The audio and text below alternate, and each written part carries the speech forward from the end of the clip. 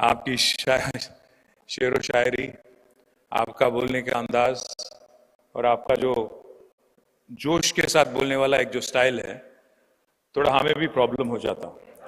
तो मैं बस, जो आपने एक चीज कहा बड़ा अच्छा लगा मुझे, एक बड़ा मतलब बहुत ही जबरदस्त जो कपलेट आपने सुनाया, मैं रिपीट करने की कोशिश करूंगा। तारीफ की चाहत, तारीफ की चाहत तो नाकाम लोगों की फितरत है, काबिल लोगों के तो दुश्मन भी कायल होते हैं। मैंने इससे बड़ा तो अभी तक आज इस बीच में, कम से कम इस 2 साल में, इससे जबरदस्त शायरी तो मैंने नहीं सुना। पर जवाब में मैं भी कुछ कहना चाहता हूं जो आप ही ने सिखाया मुझे अभी। वो पत्ते नहीं है हम जो शाखों से टूट जाए, वो पत्ते नहीं है हम जो शाखों से टूट जाए, आंधी से कहो औकात में रहे। तो मैं तो sir, I truly have loved every word of your speech. Thank you very much for inviting me here. To the dignitaries on the dais, Mr. Sanjeev Singhal, Sanjeev ji, Daniva Sharma ji, Abhay ji, my friend Sridhar Mupala ji, Mr. Reddy, who is the chairman of Hyderabad chapter, the former chairman, Mr. Ranjit Agarwal, Mr. Devraj Reddy, and to all the other dignitaries who are gathered here from the ICAI. I welcome you to this lovely city, Hyderabad, which is a vibrant and a innovative destination for global capability centers in India.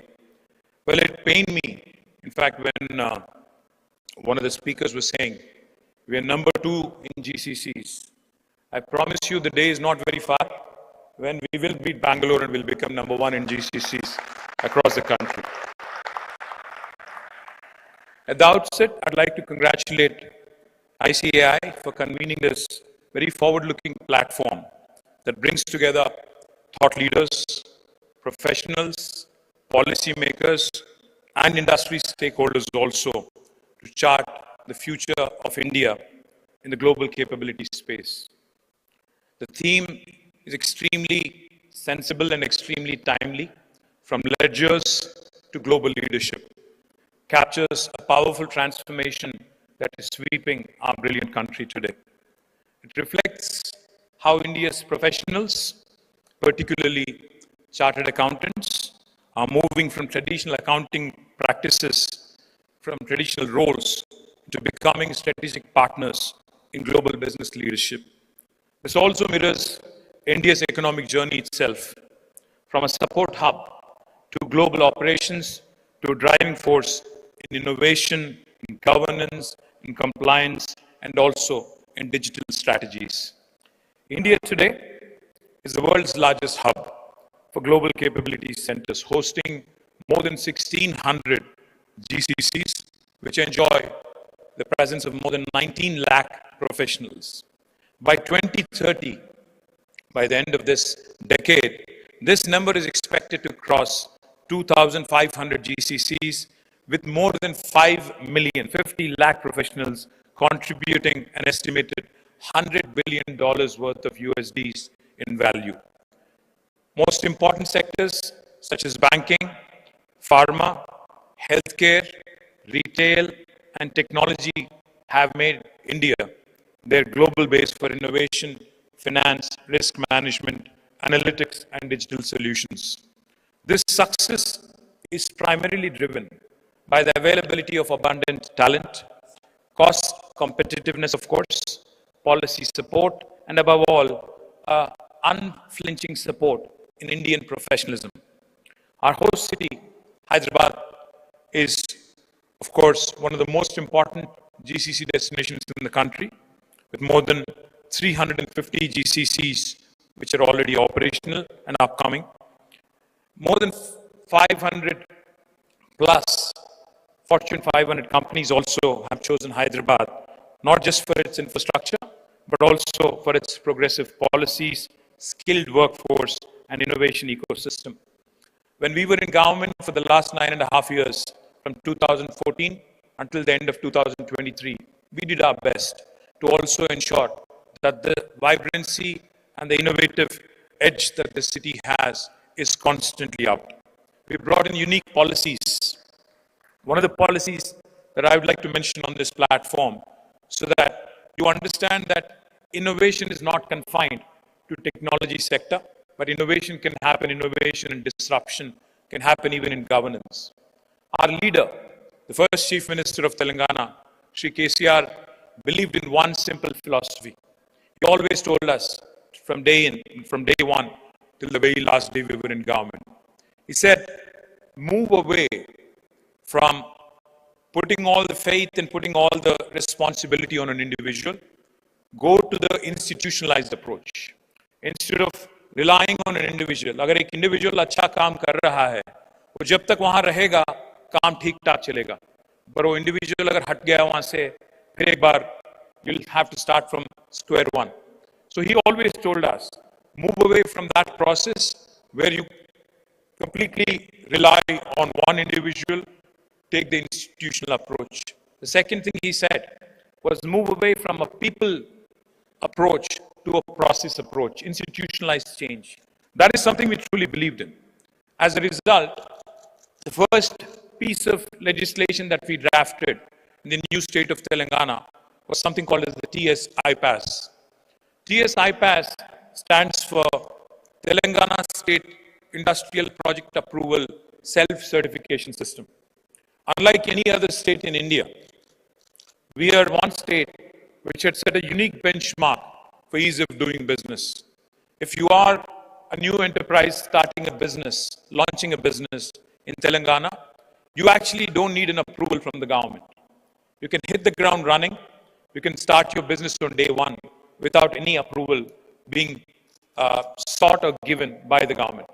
No intervention from local government, no intervention from the state government, or no intervention from any other form of government. This is something that we pioneered and we championed, and as a result, today we've had a great deal of success on that. Now, for those of you who are wondering, how does this work? There is the regulatory compliance measures that have to be adhered to. The way it works is, you can hit the ground running, you can start your enterprise on day one, but parallelly, simultaneously, we request that you submit all the applications, all the details for regulatory purposes online. And once you submit all the details, you're expected to get an answer, yes or no, from the government within 15 days. If that does not come about, by statute, by legislation, on the 16th day, it's a deemed approval, it's a deemed yes, without even having any bureaucratic intervention. And the statute, the law also empowers the government to levy a sum of rupees 1,000 as a penalty on any bureaucrat who's responsible for holding up the clearance, the industrial clearance. I was in New York after we launched this new act, this legislation. I was in New York City meeting some of the top consultants in the world, Deloitte, the large consulting companies across the world. KPMG's chairman I met with. So in New York, I was making this pitch saying, no other Indian state offers you this. He smiled at me and he said, no state in the United States also offers you this. So this is something that is truly innovative, that is truly disruptive. Not only TS IPAS, as Mr. Nanda mentioned, what makes India attractive is the skilled workforce that we have, the professionalism that we exhibit. Now that's what we focused on also through an initiative called as TASK, Telangana Academy for Skills and Knowledge. That is again a brilliant institution that creates an industry-ready, talented work pool, which ensures that India continues to enjoy the edge by way of its think force and workforce, which continues to deliver even for global capability centers. And also, our agenda was very clear. We wanted to continue to invest in not only people, but also in infrastructure, physical infrastructure, digital infrastructure, all forms of infrastructure. Because if you really want to compete with the world, because in today's world, where we have people trotting the globe on a weekly basis, on a daily basis, you have to compete with the best in the business. So therefore, we have invested not only in policy clarity, not only in infrastructure in the form of our, once you come from airport into Hyderabad, like Sridhar was saying, a lot of people remark, a lot of people say, you know, this is possibly a very different India that, we are seeing for the first time.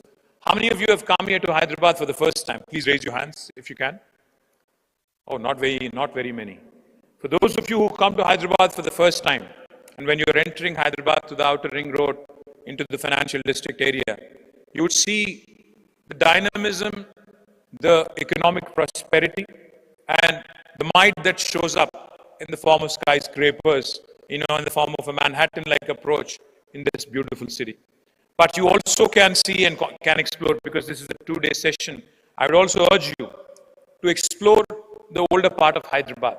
Hyderabad is a beautiful city, which has got heritage, which has got history, which has got culture, which is of course got great many business opportunities, great many opportunities to collaborate and partner. I would urge you to have a wholesome experience of Hyderabad.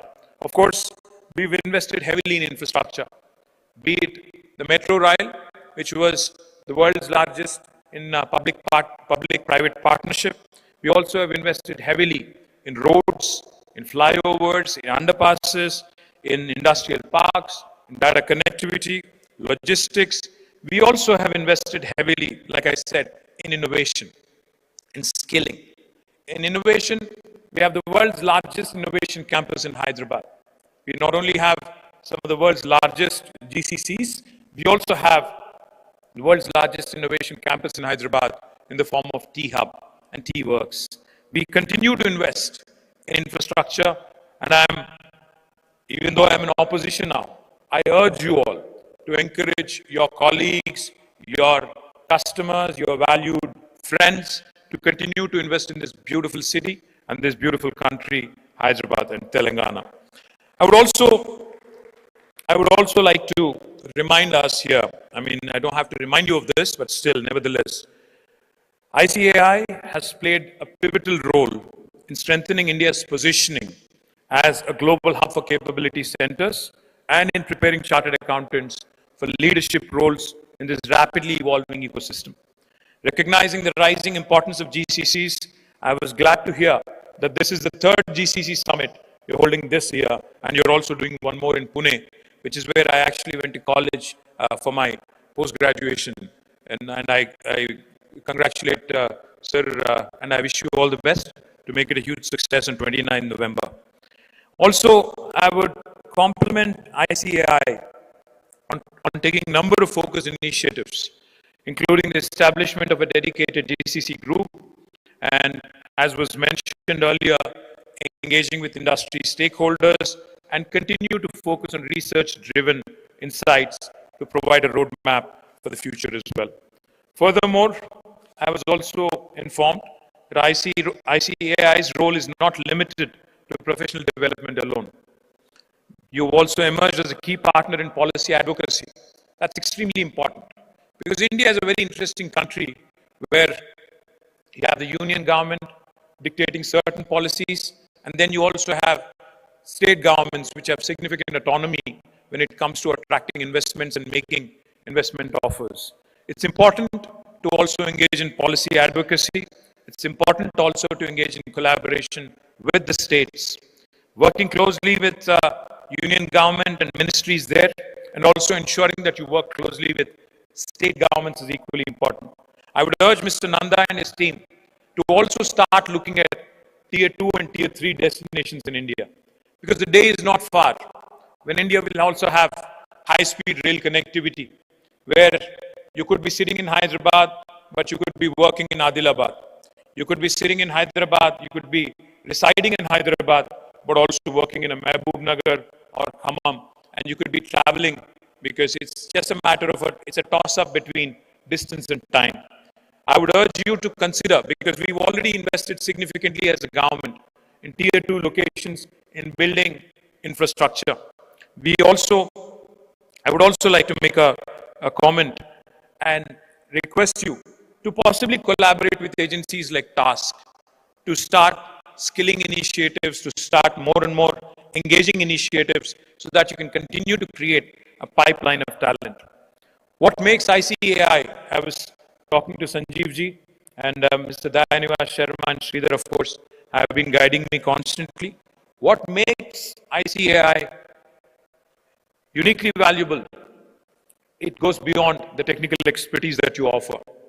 The integrity, the ethics, and the commitment to governance is something that has become a very, very strong differentiator, which is what Mr. Nanda was alluding.